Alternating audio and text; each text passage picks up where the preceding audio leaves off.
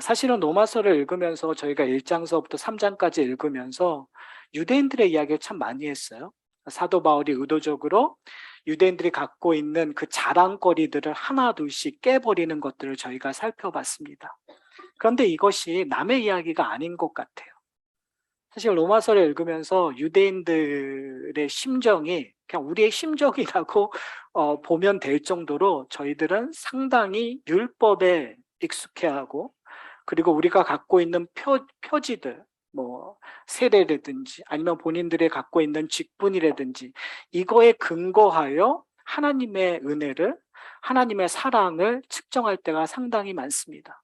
그것이 우리에게는 온전한 화질, 온전한 참뜻을 오해하게끔 만드는 것이라고 저는 생각합니다.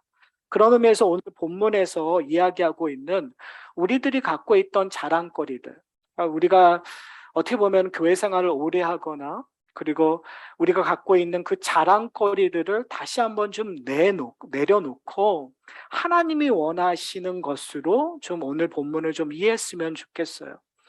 19절에 이렇게 얘기해요. 우리가 알거니와. 그러니까 지금까지 저희가 이야기되었던 내용들을 다시 한번 사도 바울이 우리에게 당신과 내가 우리가 동일한 이야기를 하고 있습니다. 여러분, 우리가 지금 계속 얘기하는 것이 뭐냐면 우리의 구원의 증표가 무엇인가, 우리가 하나님의 백성의 증표가 무엇인가라고 얘기했을 때 우리는 우리의 근거에 의해서 얘기할 때가 참 많아요. 우리가 갖고 있는 믿음의 잣대로, 믿음의 근거로, 아니면 우리가 경험했었던 거라든지 우리가 갖고 있는 표지의 근거에서 내가 하나님의 백성입니다를 이야기하고 있는데, 지금 사도 바울은 이렇게 얘기해요. 율법이 말하는 바는, 다른 말로 얘기하면 율법의 안경으로는, 제가 이 안경 비유를 좀 몇 번 여러분에게 사용했었던 적이 있어요.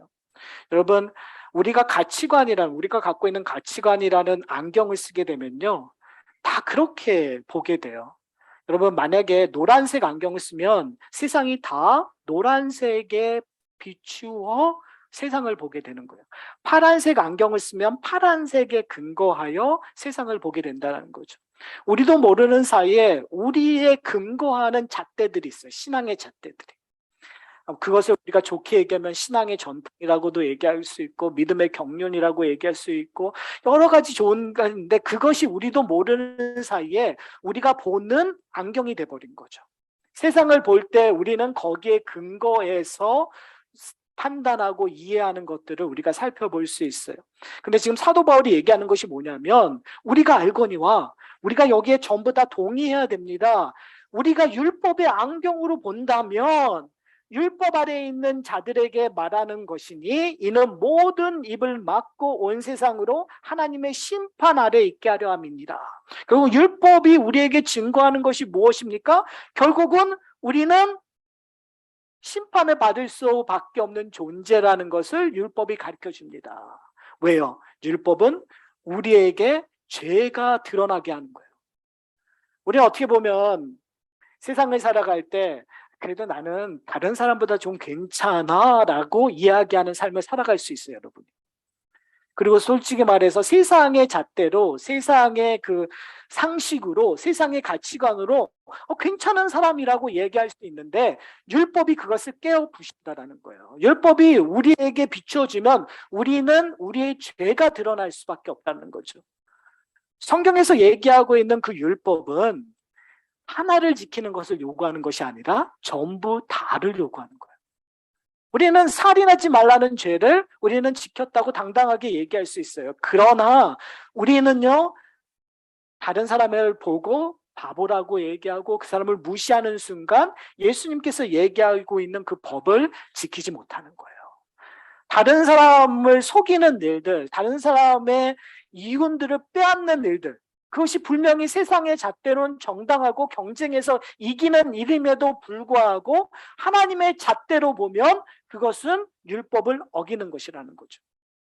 그러니까 성경은 우리에게 끊임없이 더 날카롭고 더 촘촘한 잣대로 우리를 구별하기를 원하는 거예요. 그래서 결과론적으로 받아내고자 하는 말이 뭐냐면 예, 하나님, 나는 죄인입니다. 네, 하나님, 저는 율법을 지킬 수 없는 사람입니다. 네, 하나님, 그래서 저는 하나님의 심판을 피할 수 없는 존재입니다라는 것을 받아내고자 한다는 거죠. 그것이 사도 바울이 우리에게 지금까지 이야기했었던 내용이에요. 그래서 율법은 죄를 깨닫게 한 것이라고 20절에 얘기하고 있어요. 만약에 여러분이 율법이 자랑거리가 된다면 뭔가 문제예요. 여러분이 만약에 여러분의 신앙생활에서 나 율법 잘 지켜, 그것을 이제 우리의 식으로 얘기하면 나는 하나님이 명령하신 것들 잘하고 있어, 그것이 여러분의 자랑거리가 된다면 우리는 뭔가 문제가 있다는 거죠. 여러분에게 자랑거리가 뭐죠? 여러분에게 자랑거리가 주일 성수하는 건가요? 여러분의 자랑거리가 헌금을 열심히 하는 건가요? 여러분의 자랑거리가 정말 뭔가 대단한 성경 공부를 통해서 지식을 쌓는 건가요? 중요한 것은 사도 바울이 이야기하고 있는 여기의 초점은 율법이 너희들에게 보여주고자 하는 근본적인 목적이 뭐냐? 헌금을 하고 있다고 자랑하는 것이 아니라 결국은 하나님의 율법을 다 지키지 못함으로 말미암아 내가 죄인이라고 고백하고 있냐는 거예요. 이게 참 어렵죠. 이게 참 우리의 본성과 좀 다른 거예요. 여러분, 왜 한국의 자녀들이 미국 부모들과 비교해서 왜 이렇게 부모들의 그런 행동들을 싫어할까요? 외국 백인들이라든지 이 친구들의 부모님을 보면 칭찬을 해요. 아주 사소한 것까지도 야, 우리 아들이 이렇게 잘했어, 우리 딸이 이렇게 잘했어 하고 칭찬을 해요. 근데 우리 한국 부모님들은 그것밖에 못해. 좀 더 잘해야지. A 받았어? 아니야, 올 A 받아야 돼. 이런 식의 것들을 요구하니까 아이들이 정말 힘들어지는 거죠. 어떻게 보면 오늘 하나님의 모습이 그런 거이라고 우리는 오해할 수 있어요. 그런데 분명한 건 뭐냐면 하나님께서 우리에게 요구하시는 것들은 완벽한 순종이에요. 하나만 지키는 것이 아니라 전부 다 지키는 거예요. 그래서 여기서부터 어려워져요. 여러분, 하나를 제대로 못 지킨 자와 99개를 못 지키는 자가 동일할까요? 동일하지 않을까요? 이게 지금 억울해지는 거죠. 그렇죠? 여러분, 정말 지금 우리는 예배 드리러 왔잖아요. 근데 누구는 예배 드리지 않고 저기서 놀고 있어요. 인생을 잘 지키는 것 같아요. 그런데 성경에서 얘기하고 있는 것은 그자나 우리나 거기서 기다려. 이때 이거를 우리가 저기서 놀고 있는 사람이라면 이해가 가능하죠. 얼마나 좋은 얘기예요. 근데 우리는 지금 하나님을 섬기기 위하여 우리의 시간과 우리의 물질과 우리의 정성을 다 드렸는데 하나님께서 뭐냐면 너와 저 사람이 똑같다라는 거예요. 여러분 어떠세요? 화가 나지 않으세요? 저 같으면 화가 나요. 그렇죠? 내 인생을 다 드려서 하나님의 일을 하겠다고 했는데 저나 더 다른 사람이랑 똑같다면 그게 말이 안 되는 거죠. 그런데 성경은 우리에게 똑같다라는 것을 인정하라는 거예요. 이게 어려워요. 우리의 본능적으로 이걸 받아들일 수가 없어요. 그래서 사도 바울은 끊임없이 로마서를 포함한 그의 서신서에서 이것을 깨는 작업들을 해요. 저는 다른 사람과 똑같습니다. 우리가 신랄하게 유대인을 비판하지만 유대인들의 입장에서 한번 보세요. 얼마나 억울하겠어요. 그들이 갖고 있는 율법, 할례, 그들이 갖고 있는 표징이 아무런 소용이 없는 거라고 얘기했을 때 그들은 얼마나 억울하겠어요. 그러니까 사울을 죽이려고 했었고 그들의 가르침을 잘못된 거라고 규정할 수밖에 없는 거죠. 사랑하는 성도 여러분, 왜 사도 바울이 이렇게 규정할 수밖에 없을까요? 그것은 바로 21절에 이야기하고 있는 내용 때문에 그렇습니다. 이제는 전과 후가 달라졌다라는 걸 얘기하고 있는 거예요. 율법 아래에 있었던 때와 다른 이제는 새로운 시대가 도래되었다라는 거죠. 새로운 일들이 시작이 되었다라는 거죠. 뭐가 시작이 되는 거예요? 이제는 율법 외에 하나님의 의가 나타났다고 얘기해요. 그러니까 율법은 하나님의 의를 가장 잘 보여주는 거였어요. 하나님의 거룩하심을, 하나님을 닮아가는 척도가 율법이었어요. 하나님의 공의가 드러났었던 것이 율법이었어요. 그런데 지금 사도 바울이 얘기하는 것은 뭐냐면 이제는 새로운 시대가 돌아왔는데 또 다른 하나님의 의가 우리에게 나타났다는 거예요. 사랑하는 성도 여러분, 여러분은 그 의를 알고 계십니까? 그것을 보고 있습니까? 이걸 봐야 돼요. 왜요? 거기 안에 우리의 자유가 있기 때문에요. 그 안에 온전함이 있기 때문에 그래요. 우리가 해결할 수 없는 그 문제를 해결해주는 의가 우리에게 나타났다는 이 말 자체가 은혜예요. 여러분, 이 말을 들으면 감격해야 돼요.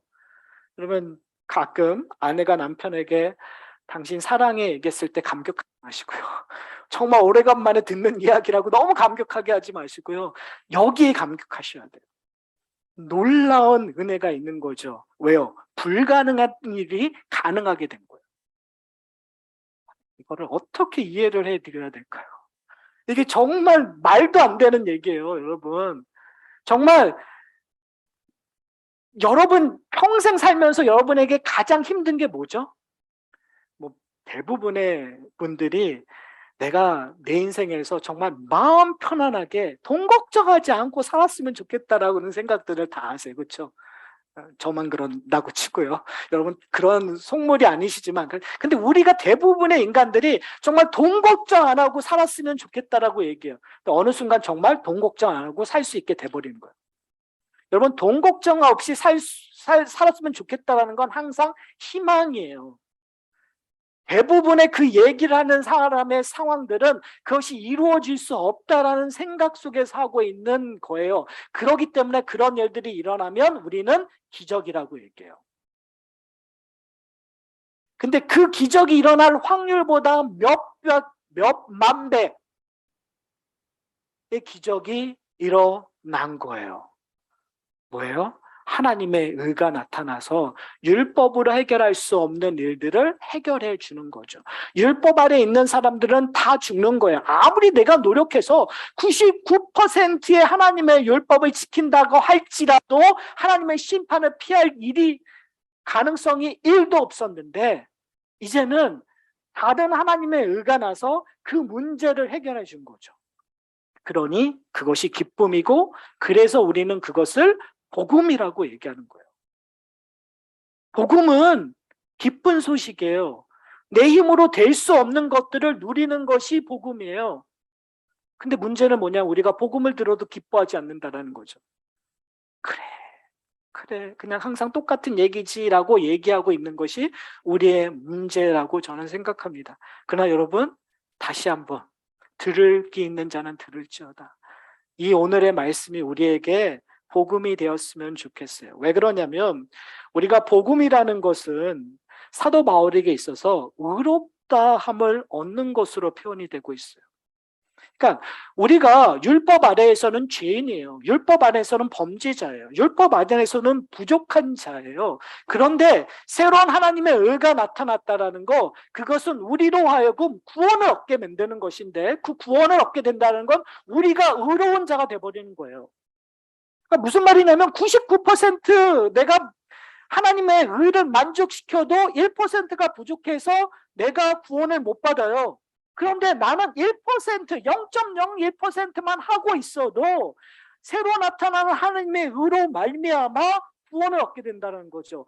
그래서 그 의롭다함을 우리가 조금 더 우리가 그 교회 안에서 신학적인 용어로 칭의라고 얘기해요. 의롭다함을 역임을 받은 거예요. 내가 의로워서 의로운 것이 아니라 의롭다고 여겨주신다라는 거예요. 그러니까 하나님의 의의 특징은 뭐냐면 우리는 의롭지 않은데 여러분이 의롭은 거예요. 여러분 이걸 가장 쉽게 얘기하면 여러분의 자녀가 예뻐 보이는 거예요. 저는 이거는 제가 편집을 해야 되는데 저희 딸이 객관적으로 보면 예쁘지 않거든요. 근데 저희 딸은 저한테 예뻐요. 밖에 나가서 제 딸을 예쁘다고 하지는 않아요. 그래도 양심이 있지. 그렇죠? 제 딸을 밖에 나가서 얘가 뭐 미스 코리아처럼 예쁘다는 얘기는 안 해요. 그럼에도 불구하고 제 딸은 제 눈에 예뻐요. 왜요? 저는 제 딸을 예쁘다고 여기기 때문에 그래요. 여러분, 하나님께서 여러분을 그렇게 여기는 거예요. 여러분은 죄인이에요. 여러분은 의롭지 않아요. 여러분은 딴 생각을 해요. 여러분은 하나님 앞에 나가지도 않아요. 그럼에도 불구하고 하나님께서 여러분을 예쁘다고 여겨주는 거예요. 의롭다고 여겨주는 거예요. 왜요? 여러분이 정말 예뻐서요? 우리가 오해해요. 우리가 정말 하나님 앞에 예쁜 일을 하고 있으니까 하나님이 날 예쁘게, 내가 주일날 예배를 드리니까 날 예뻐 여기시지, 내가 헌금을 하니까 얘를 예뻐 주시, 이렇게 오해를 해요. 아니에요, 여러분. 여러분이 헌금하고 예배드리고 봉사하고 헌신하는 건 그 다음인 거예요. 나를 예쁘게 여겨주시니까 감사해서. 내가 죄인인데 나는 하나님 앞에 나갈 수도 없는데 하나님 날 예쁘게 여겨주시니까, 나에게 은혜를 베푸시니까 내가 너무 감사해서 예배드리는 거예요.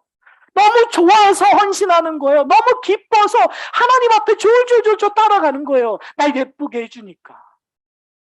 여러분, 그 차이를 아세요?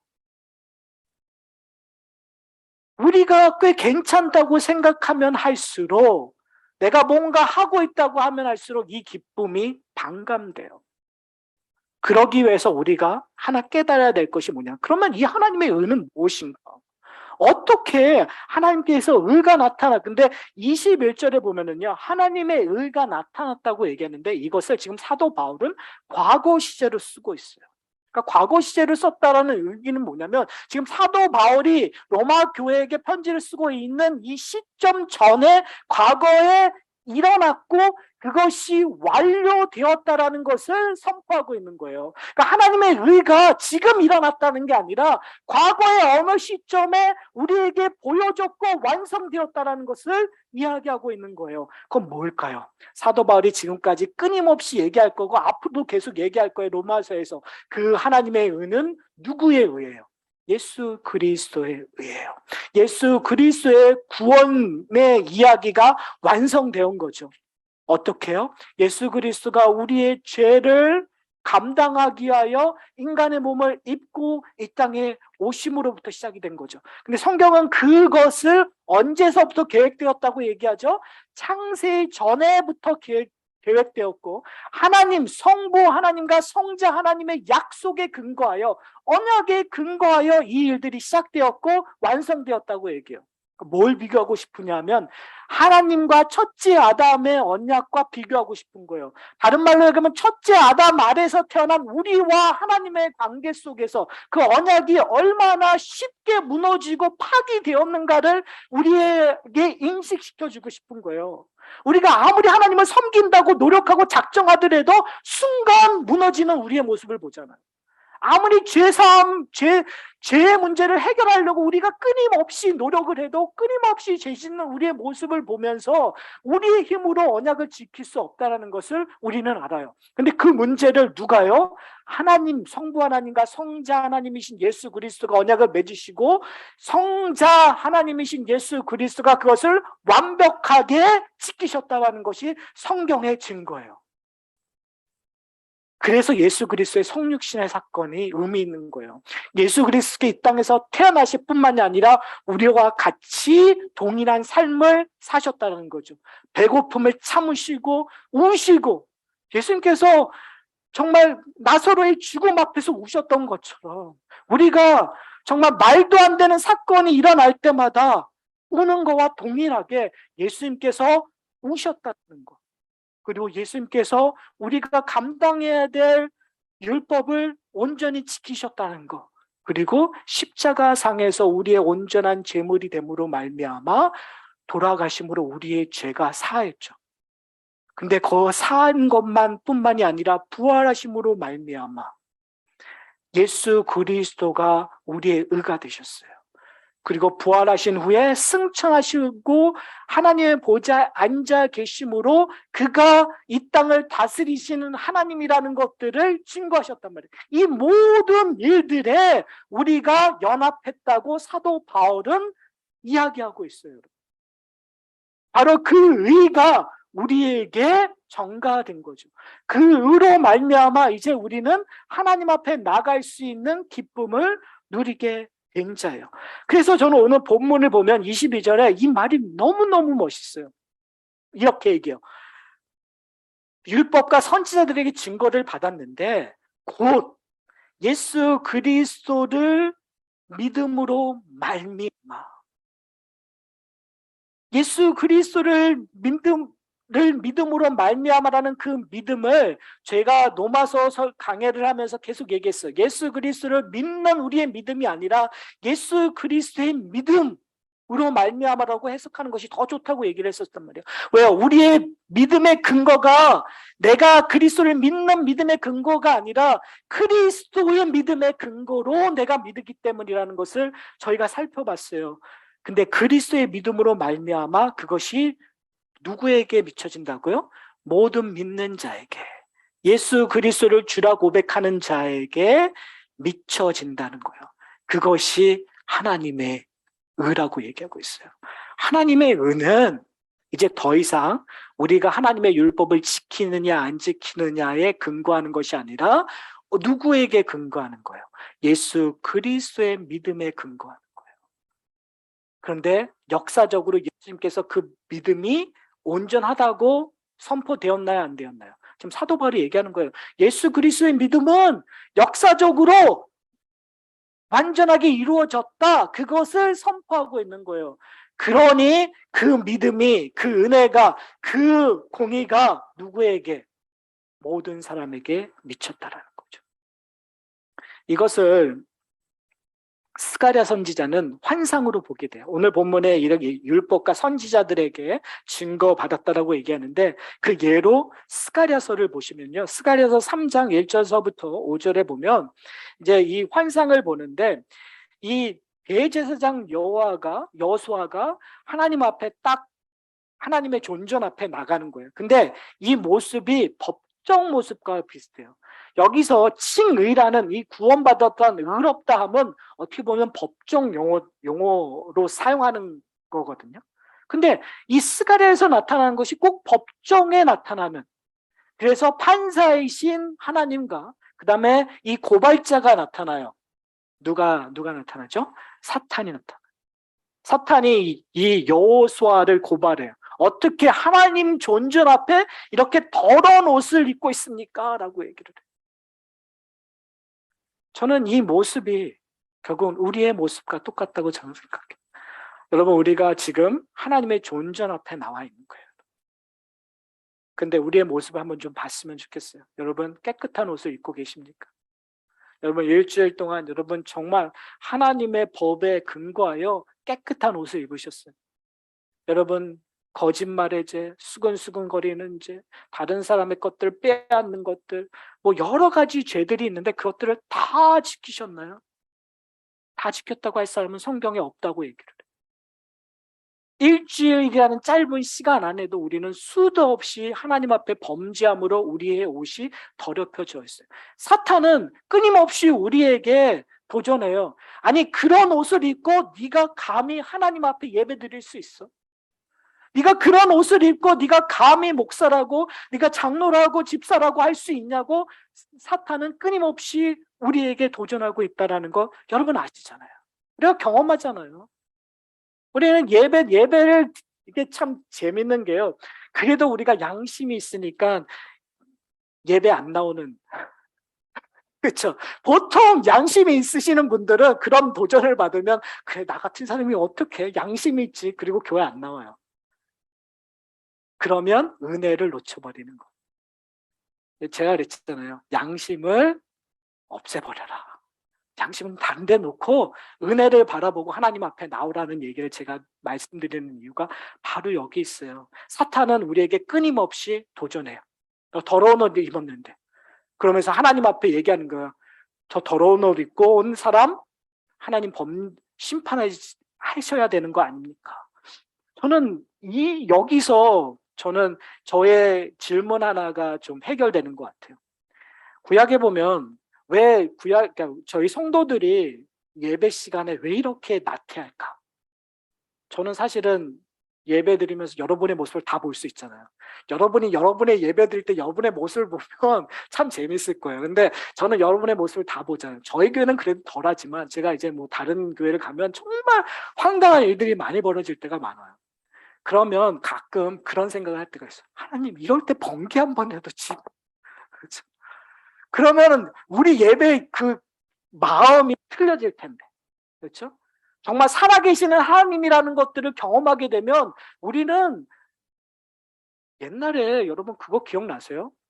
저기 뭐 쉽게는 학교에서 조회 쓰다가도 뭐 하나 잘못해서 한 선생님이 뭐 하나를 그 심한 체벌을 하면 그 다음서부터 조회 시간에 분위기가 틀려지잖아요.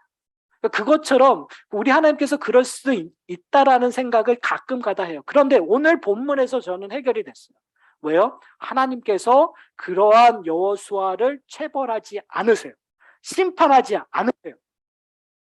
오히려 하나님께서 어떻게 하냐면 이 대제사장 여호수아의 더러운 옷을 벗기시고 그리고 깨끗한 옷, 아름다운 옷을 입히시고 이것이 바로 은혜예요. 이것이 바로 오늘 예수 그리스도로 말미암아 우리에게 주어진 의롭다함의 뜻이에요. 여러분 의롭다함은 우리 인간이 변하는 게 아니에요, 여러분. 우리는 변할 때가 딱 있어요. 언제요? 하나님 앞에 갈 때. 우리의 죽음, 예수님께서 다시 오시는 그날, 아니면 우리가 개인적으로 죽은 그 다음에 우리는 변해요. 하나님을 만나게 되니까. 그러나 이 땅에서는 우리의 본성들, 우리의 성격, 우리의 모습들은 그대로 가지고 있어요. 근데 재밌는 것은 뭐냐면 오늘 본문에서 뭐라고 하면 우리는 그대로 있는데 우리의 죄된 모습들을 하나님께서 어떻게 하신다고요? 벗기신다라는 거예요. 그리고 하나님께서 우리에게 뭘 입히신다고요? 아름다운 옷을 입히신다고 얘기를 해요. 그리고 정결한 관을 씌우신다고 얘기해요. 그리고 하나님께서 뭐라고 얘기하는 거예요? 봐라, 내가 아름다운 옷, 정결한 옷을 입혔으니 이는 의인이다라고 얘기하는 거예요. 사탄 앞에서. 그러니까 이제 더 이상 번개가 치지 않죠. 오히려 하나님께서 우리를 이 모습 이대로 예배라는 것은 결국은 뭐예요? 우리의 더러운 옷을 벗는 행위예요. 하나님 앞에 나오는 기도, 하나님 앞에 찬양하는 것들이 다 우리가 세속에 더러워졌던 옷을 벗기고 이제 뭐로 입는 거예요? 예수 그리스도의 의로운 옷을 입는 거예요. 예배는 변화의 시간이에요. 기도는 우리가 변하는 거예요. 찬양도 우리가 변하는 거예요. 하나님과 만나는 시간에 우리가 해야 될 것은 뭐냐면, 그러니까 예배는 참관자가 아니죠. 예배는 보는 게 아니에요. 예배는 우리의 삶이 변하는 거예요. 기도를 통해서 여러분의 삶이 변하셔야 돼요. 찬양을 통해서 여러분의 말씀 변하셔야 돼요. 여러분의 묵상을 통해서 여러분의 삶이 변해야 돼요. 왜요? 하나님께서 우리에게 옛 옷을 벗기고 새로운 옷을 입히시니까요. 사랑하는 성도 여러분, 우리는 이제 더러운 옷을 벗는 일들만이 아니라 이제는 우리는 새로운 의의 옷을 입은 자가 되었어요. 근데 이 재밌는 것이 뭐냐면 칭의는요, 능동태로 사용하고 있잖아요. 우리는 이런 설교를 들으면 그래 맞아, 우리가 벗고 우리가 입자, 이걸 되게 우리가 해야 된다고 자꾸 생각을 해요. 그러나 성경은 그것을 수동태로 사용하고 있어요. 뭐라는 거죠? 구원은 의롭다함은 누구로부터 온다고요? 하나님으로부터 온다. 누가 하신다고요? 성령께서 하신다. 그러니까 이 일들을 좋게 말하면 여러분이 거부해도 하나님께서는 하실 거야, 안 하실 거야? 여러분이 거부할수록 어떤 일들이 일어나죠? 여러분 애들 옷 갈아입힐 때 애들이 어떻게 해요? 갈아입기 싫다고 땡땅을 부릴 때 어떻게 하죠, 여러분이? 여러분이 하시는 것들 그대로 연상하시면 돼요. 하나님께서 여러분들을 입히셔야 되니까. 왜요? 우리는 더러운 옷이 좋아요. 편해요. 옛 옷이 편해요. 옛 모습 그대로 살아가는 것이 좋아요. 내가 하는 것들을 자랑하고 정말 내가 하는 것으로 만족하는 것들로 우리는 익숙해져 있어요. 근데 하나님께서 그것을 벗기실 거예요. 그리고 나는 아무것도 안 힘든 것을 고백하게 만드실 거예요. 그럴 때마다 자괴감이 오고 그럴 때마다 절망할 수밖에 없어요. 그럼에도 불구하고 하나님께서 그 일을 하실 거예요. 왜요? 은혜니까요. 하나님의 공로로 일어나는 거니까요. 예수 그리스도에게 모든 것들이 일임되었으니까. 사랑하는 성도 여러분, 익숙하지 않아요, 얘들은. 우리에게는. 옛 옷을 입고 새 옷을 입는 것 익숙하지 않아요. 그래서 익숙하지 않기 때문에 여러분 매번 새로운 거예요. 여러분 매번 힘들 거예요. 그러나 하셔야 돼요. 그리고 여러분이 계속 거부해도 하나님께서는 하실 거예요. 저는 이게 은혜라고 생각합니다. 우리의 본성, 우리는 늘 나라는 존재를 드러내고 싶어요. 여러분 한번 곰곰이 생각해 보세요. 여러분을 어떻게 드러내고 싶은가? 여러분에게 익숙한 거로 드러내고 싶어요. 여러분이 익숙한 행동으로, 여러분의 익숙한 자랑으로 끊임없이 여러분의 존재를 드러내고 싶어요. 근데 그것들을 여러분 벗으셔야 돼요. 그리고 예수 그리스도의 옷으로 다시 입으셔야 돼요. 그 일들을 성령께서 해주실 거예요. 우리가 해야 될 것은 뭐냐면 오늘 본문처럼, 저는 오늘 본문의 마지막 하이라이트는 맨 마지막 구절이라고 생각해요. 맨 마지막. 뭐라고 얘기하죠? 하나님의 은이 뭐가 없느니라? 차별이 없느니라. 차별이 없느니라. 유대인이나 헬라인이나 차별이 없느니라. 그 이야기하고 똑같은 거. 여러분이 성경을 많이 알거나 많이 알지 못하거나 뭐요? 차별이 없느니라. 여러분이 봉사를 많이 하거나 적게 하거나 차별이 없느니라. 여러분이 헌금을 많이 하나 적게 하거나 차별이 없느니라. 여러분이 마음씨가 좋거나 나쁘거나 차별이 없느니라. 이 말이 감사하기도 하고 이 말이 무섭기도 하고. 왜요? 하나님께서는 원하시는 대로 여러분을 끌고 가실 거예요. 여러분의 의지와 달리 끌고 가실 거예요. 차별이 없대요. 우리의 인생 속에서 우리는 상대방을 차별하기 참 쉬워요. 우리는 여러분, 우리 공동체만이 아니라 세상에 나가서 여러분, 다른 사람을 차별이 대우할 때가 참 많아요. 그 사람이 갖고 있는 것을 통해서. 우리는 차별이 차등되어 대화하는 것에 너무너무 익숙해져 있어요. 그러나 하나님께서는 그렇게 하지 아니하신대요. 그 말은 뭘까요? 하나님께서 하시겠다라는 것. 저는 이 말에 우리가 정말 경청해서 빨리 정신 차리고 하나님 앞에 돌아갔으면 좋겠어요. 이거밖에 없어요. 우리가 땡깡 부리면 땡깡 부릴수록 어차피 우리는 될 거예요. 우리의 인생 속에서 지금이든 다음이든. 그러니까요, 결국은 우리가 해야 될 것은 뭐냐면 공동체가 우리가 어디에 있든 어느 상황에 있든 결국은 하나님이 하시겠다고 하는 것을 인정하고 우리는 어떻게 해요? 인내하는 거예요, 여러분. 상대방에게 기도로 인내하고 우리가 교제로 인내하면서 늘 하나님이 하시겠다라는 걸 바라보는 거예요. 그런 공동체가 되었으면 좋겠습니다. 사랑하는 성도 여러분, 우리에게 희망은 우리에게 있지 않습니다. 우리의 능력에 있지 않습니다. 하나님께 있고, 그리고 차별 없이 이루시는 하나님을 의지하고 오늘 하루도, 그리고 우리의 인생 속에서 끊임없이 새 옷을 입는 연습을 하는 저와 여러분이 되시기를 소원합니다. 우리 함께 기도하시겠습니다.